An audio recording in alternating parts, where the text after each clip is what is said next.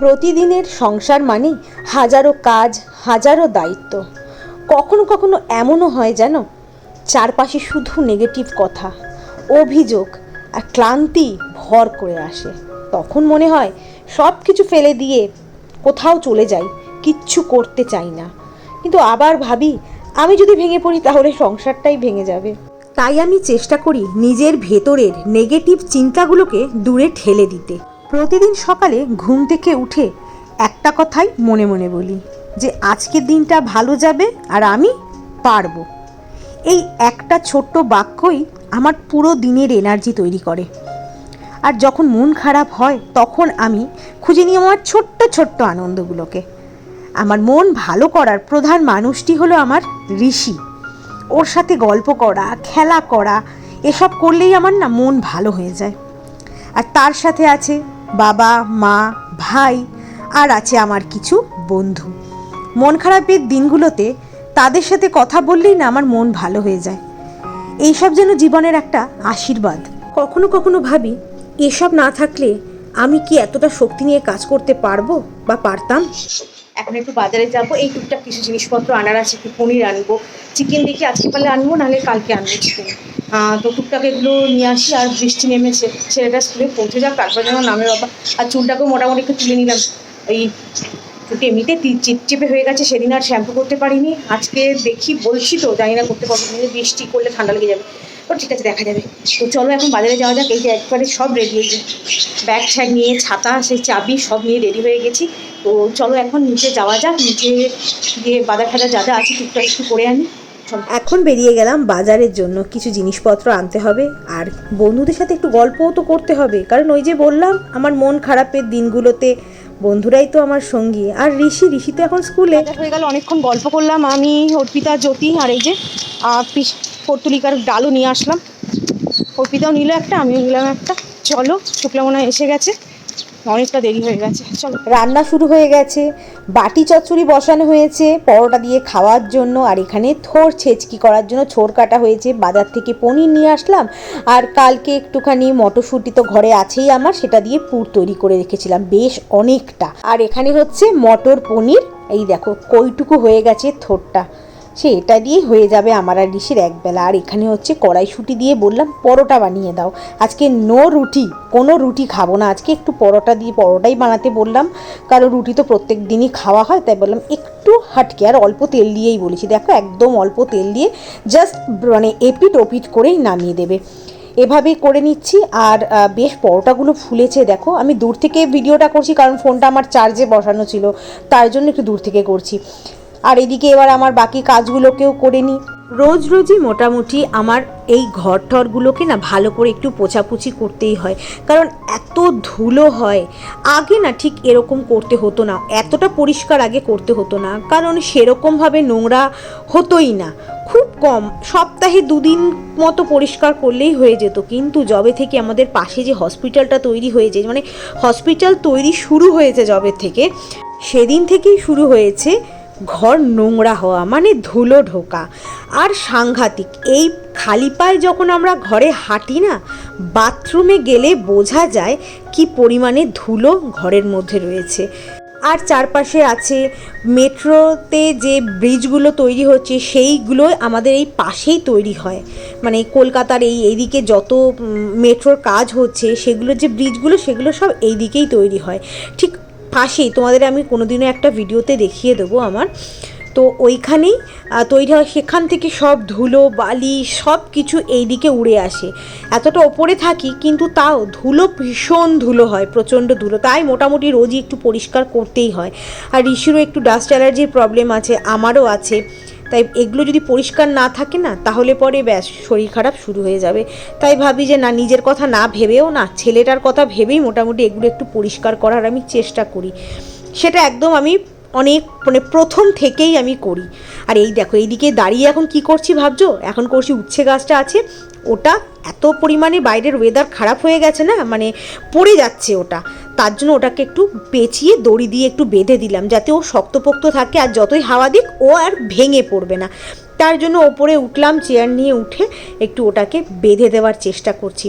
এরপরে চলে যাব বাইরে। বাইরে এসে এই যে আমার যে জুতোর ক্যাবিনেট মতো রয়েছে, ক্যাবিনেট না, এটা একটা তাক মতনই করা হয়েছে, এটা রান্নাঘরেরই তো ছিল, তোমরা জানো, এটাকে দিয়ে জুতোর তাক করে নিয়েছি আগের রান্নাঘরের। এটার মধ্যে আমার মনে হয় যে হ্যাঁ চিনি মশলা এগুলো রাখতাম এই তাকটাতে, যেটা দেয়ালে লাগানো ছিল।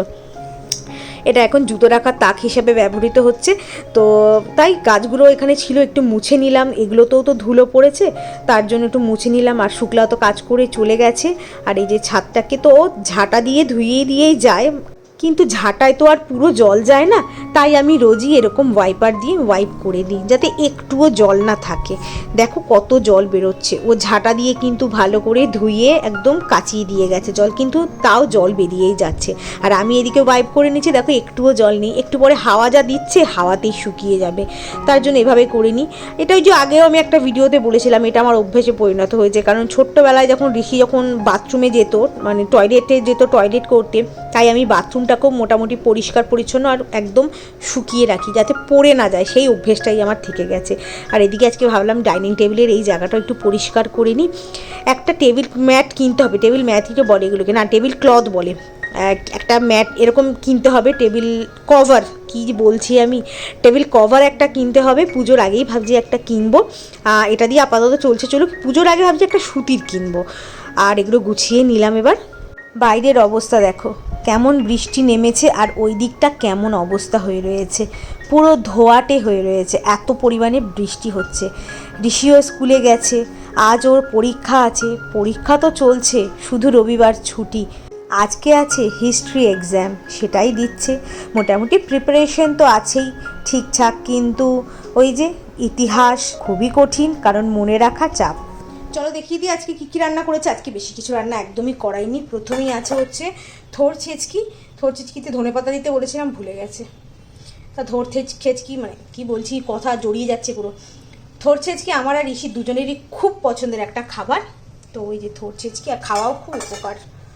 আর এখানে আছে হচ্ছে মটর পনির, এটা হচ্ছে রাতেও হবে দুপুরেও হয়ে যাবে। কিছুদিন ধরেই ভাবছি মাইক্রোওয়েভটা একটু পরিষ্কার করতে হবে, কিন্তু ফ্রিজ খুলে দেখি লেবু নেই। আমি তো লেবু দিয়েই পরিষ্কার করি মাইক্রোওয়েভটা, কিন্তু লেবু নেই, কি করব, তাই অগত্যা আমাকে আপাতত মানে ভেজা কাপড় দিয়েই করে নিলাম, লেবু এনে তারপরে ভালো করে পরিষ্কার করে নেবো। আর প্লেট এগুলো সবই মোটামুটি ধুয়েই নিয়েছি। আজকে রাতে ভাত খাবো না ঠিকই করে রেখেছিলাম, তো আজকে কড়াইশুঁটির কচুরি করা হবে। কালকে আমি পুরটাকে বানিয়ে রেখে দিয়েছিলাম, তো কড়াইশুঁটির কচুরি রাতে হবে। আর এই মটর পনির আছে, এই দিয়ে আজকের রাতে ডিনারটা হয়ে যাবে। আর যদি দেখি পারি বিকেলে বেরিয়ে একটু মিষ্টি নিয়ে আসবো, একটু ঋষি রসমালাই খাবে বলছিল, তো সেরকম হলে রসমালাই একটু নিয়ে আসবো, ব্যাস হয়ে যাবে, এই দিয়ে হয়ে যাবে খাওয়া, রাতের খাবার। তো কৌশিক আগের সপ্তাহে, কৌশিকের ওই শনি রবি দুদিনই অফিস ছিল, তার জন্য ওর আজকে শুক্রবারও ছুটি, তাই আজকে সকালবেলা একদম ডানকুনি বেরিয়ে গেছে, তা ওখানেও তো কাজ আছে তো একটু, তার জন্য গেছে। তো আর শনিবার তো যাবেই, আগের সপ্তাহে যেতে পারিনি। আর শাশুড়ি তো বয়স্ক মানুষ, একা একা সব পারেন না বাজার টাজার করা, তবুও করেন। বাড়ির সামনে তো জানোই আমাদের মফস্বল এলাকাতে বাড়ির সামনে ভ্যান ঠ্যান নিয়ে আসে সবজি, সেখান থেকে উনি মোটামুটি নিয়ে নেয় ওনার দরকারি মতো, আর বেশিটা কৌশিক কিনে দেয় গিয়ে, মানে দিয়ে চলে আসে। এখন বাজে 12টা বাজতে 10 কি 15 নাকি না 10, 12টা বাজতে 10।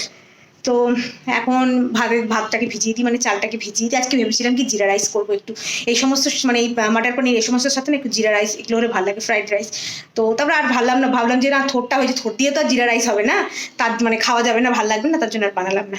তো থাক, পরে একদিন বানিয়ে নেবো। আর শুক্লাকেও বললাম একদিন তুমি ওটা করে দেবে, বিরিয়ানি করে দেবে, বিরিয়ানিটা সত্যি খুব ভালো বানায় না, বিরিয়ানি একদিন করে দিও, ঋষি অনেক দিন ধরে বলছে খাবে, তো বানিয়ে দিও। বলো ঠিক আছে দিদি, তুমি যেদিন খাবে বলবে, আমি বানিয়ে দেবো। তো ঠিক। আর চিকেনে আনার জন্য ওকে টাকা দিয়ে দিলাম, কালকে ওকে চিকেন বললাম তুমি নিয়ে আসো। আর ওদের না যে হাটে আমরা যাই না, সেই দূরে হাটে, আমার ব্লগ দেখেছো যে আগে, ওখানে চিকেনটা একটু কম দাম আছে, তাই আমি বললাম যে ঠিক আছে তাহলে নিয়ে আসো। নিজেই বলে দিদি তোমার কিনতে হবে না, আমাকে তুমি টাকা দিয়ে দাও, আমি ওখান থেকে কিনে আনবো, দামটা অনেকটা কম। তাহলে ঠিক আছে নাও, হাট থেকে নিয়ে আসবে। তো ওখান থেকে নিয়ে আসবে কালকে, কিছু কিছু বাজার করবে, তারও টাকা দিয়ে দিলাম। আমি টুকটাক নিয়ে এসে, আর এখানে যা সবজির দাম বলার মতো না, মানে প্রচন্ড দাম এখানে, তাই হাট থেকে নিয়ে আসবে, একটু কমে পড়বে। বিকেলবেলাও হাটে গিয়ে বাজার করে নেবে, আর সকালে আসার সময় চিকেনটা কিনে নিয়ে আসবে।